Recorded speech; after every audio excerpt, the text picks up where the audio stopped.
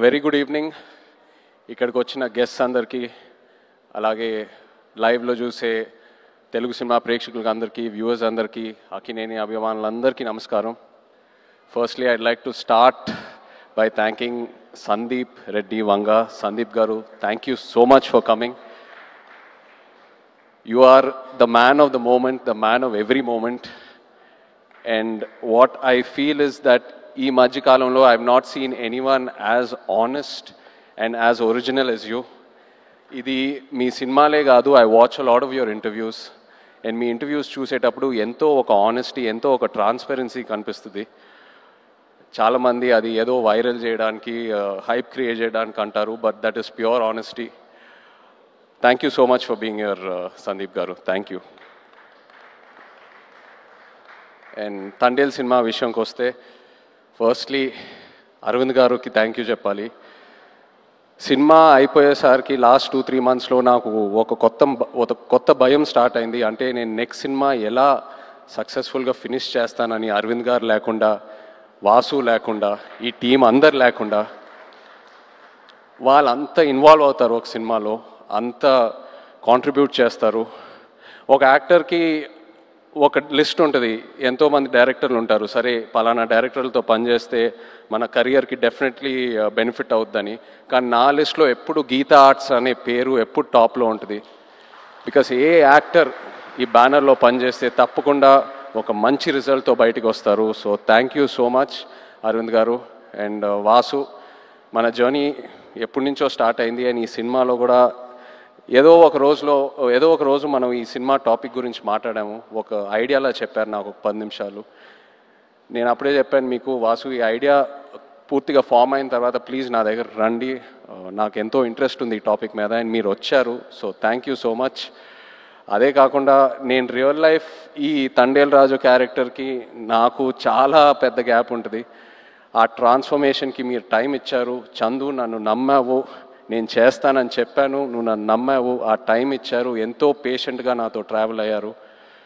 నేను చందు ఇది 3వ సినిమాకి నన్ను ఎంతో బాగా ప్రజెంట్ చేసి, ఇన్ఫ్యాక్ట్ నాకంటే ఎక్కువ తనే ఆలోచిస్తాడు నా గురించి. కొన్నిసార్లు చాలా సెల్ఫిష్గా ఆలోచిస్తాడు నా మంచి కోసం. I'm so grateful to have you Chandu. You are a friend, you are a well wisher, and thank you so much. ఇప్పుడు వరకు గెస్ట్స్ అయినా టెక్నీషియన్స్ అయినా అందరూ ఒకటే అంటున్నారు, మేము పల్లవితో కలిసి పని చేయాలి, లేకపోతే మేము పల్లవి ఫ్యాన్స్, లేకపోతే మేము పల్లవితో పని చేయాలనుకున్నాము కానీ ఆపర్చునిటీ మిస్ అయిందని. ఈ మధ్యకాలంలో ఒక ఆర్టిస్ట్కి ఇంత యునానిమస్ అయిన పాజిటివ్ అవుట్లుక్ నేను ఇప్పటి వరకు చూడలేదు. నాకు తెలిసి ఫ్యూచర్లో కూడా చూడను. You deserve every bit of it Pallavi, and I wish you all the best. Thank you for being who you are. Thank you so much. And the true rock star of this film చెప్పాలి మన DSP గారు. నిజంగా ఒక love స్టోరీకి audio ఎంత ఇంపార్టెంటో మీ అందరికి తెలుసు. అలాంటిది ఈ సినిమాకి బుజ్జితల్లి అనే పాట ఫస్ట్ రిలీజ్ అయినప్పుడు కంప్లీట్గా సినిమా కలరే మార్చేసింది, ఆడియన్స్లోకి బాగా దగ్గరగా తీసుకెళ్ళింది. మీరు చూసారు ఎన్నో రీల్స్, ఎంతమంది పిల్లలు డాన్స్ వేయటం, పాటలు పాడటం, ఎన్నో so many performances on Bujji Thalli. You took this film close to the hearts way before the release. Thank you so much, Devi. You're the true rock star. అదే కాదు, నమో నమ శివాయ పాట జరిగేటప్పుడు దేవి మా రిహర్సల్స్కి వచ్చి ఆయన విజన్ ఏంటి, ఆయన ఎనర్జీ ఇచ్చి మాకు ఎంతో ఎంకరేజ్ చేశారు. Thank you Devi. అలాగే శ్యామ్ గారు, our DOP, thank you Shyam sir. Was really looking forward to work with you and I'm so happy it happened.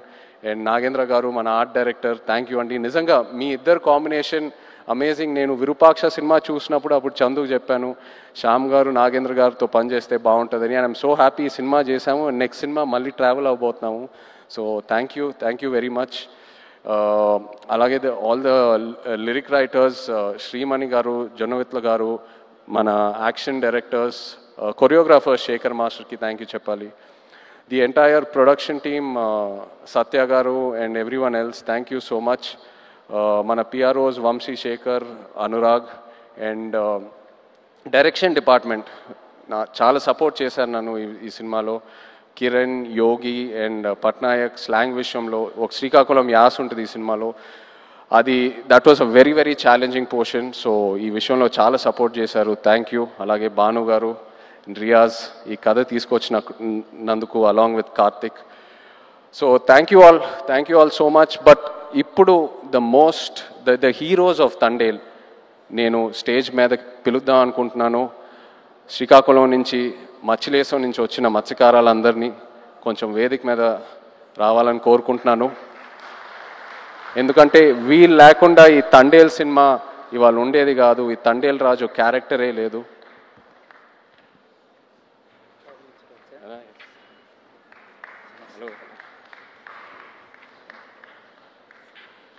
Hello నమస్తే. హలో అండి. హలో రండి. హలో. సో చందు నాకు ఫస్ట్ ఈ కథ ఒక ఐడియాగా చెప్పాడు. ఆబ్వియస్లీ బాగా ఎక్సైట్ అయ్యాను. ఒక యాక్టర్కి పల్లవి కమ్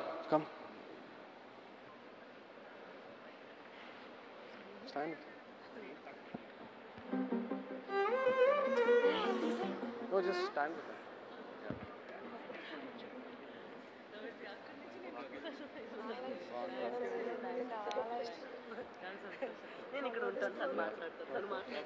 సో చందు నాకు ఈ కథ జస్ట్ ఒక ఐడియాగా చెప్పాడు. ఒక డాక్యుమెంటరీ స్టైల్లో ఒక 10 నిమిషాలు.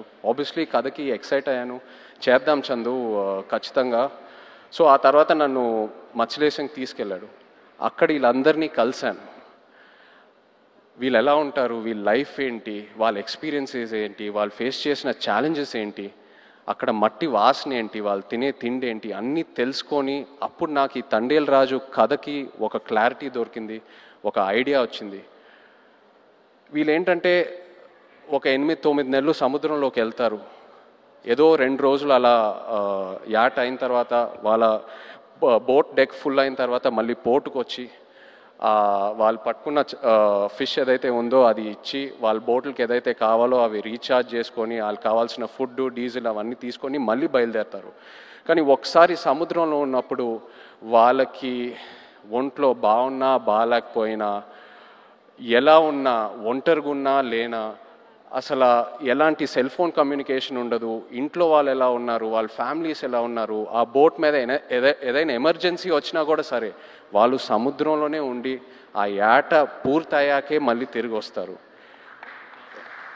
అండ్ ఏంటంటే నేను అక్కడ ఉన్నప్పుడు అడిగాను, మీరు ఒకసారి పాకిస్తాన్లోకి వెళ్ళి ఒక సంవత్సరం పైన అక్కడ ఉండి జైల్లో ఉండి ఎన్నో కష్టాలు చూసి ఎన్నో ఛాలెంజెస్ చూసి బయటికి వచ్చారు కదా, మళ్ళీ ఎందుకు వెళ్తున్నారు యాటకి, వేరే ఏదైనా పని చేసుకోవచ్చు కదా అంటే, లేదు మాకు అదే వచ్చు, మాకు ఆ సముద్రం తప్పితే వేరే ఏది తెలీదు, ఏ కష్టం వచ్చినా సరే మేము చూసుకుంటాము. అండ్ ఇది నాకు డైరెక్ట్గానే కాదు, ఆడవాళ్ళ ముందు చెప్పారు. అండ్ వాళ్ళ మొహంలో ఒక భయం కనిపించింది. కానీ ఆ భయం వెనకాల ఎంతో ఒక ఫియర్లెస్ అనే ఒక క్వాలిటీ కనిపించింది. For me this is the true ultimate human emotion. అంటే ఆల్మోస్ట్ ఒక స్పిరిచువాలిటీ, ఒక తపస్లా అనొచ్చు. So these are my real life heroes. వీళ్ళ లేకుండా ఈ తండేల్ సినిమా ఉండేదే కాదు. Thank you so much. మీరు ఎంతో నన్ను ఇన్స్పైర్ చేశారు, మీరు ఎంతో నన్ను మూవ్ చేశారు. ఈ తండేల్ రాజు క్యారెక్టర్లోనే కాదు, but also as a human being మిమ్మల్ని చూశాక ఎంతో నేర్చుకున్నాను.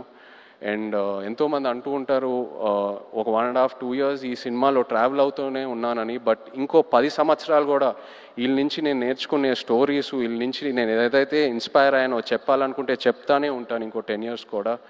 Thank you so much. ఏదో కొంచెం ట్రై చేసాం తండేల్ సినిమాలో మీ కథలన్నీ బయటికి జనాల్లోకి వెళ్ళాలని, ఇన్స్పైర్ చేద్దామని. ఐ హోప్ మీరందరూ సినిమా చూసి సంతోషం పడతారు.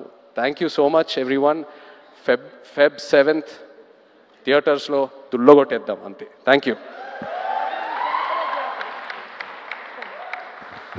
అన్నా విత్ యువర్ పర్మిషన్ ఒక మాట చెప్పి ముగిస్తే బాగుంటుంది అనిపిస్తుంది.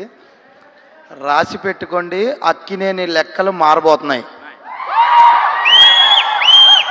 Thank you writer Karthik. And yes, Srikakulam నుంచి వచ్చినటువంటి ఫిషర్మ్యాన్ అందరూ కూడా వాళ్ళ ఫ్యామిలీస్తో పాటు ఈరోజు స్టేజ్ మీద ఉన్నారు. Thank you very much. మీ కథని మీరు కళ్ళారా February 7వ తారీఖున థియేటర్స్లో వీక్షిద్దురు.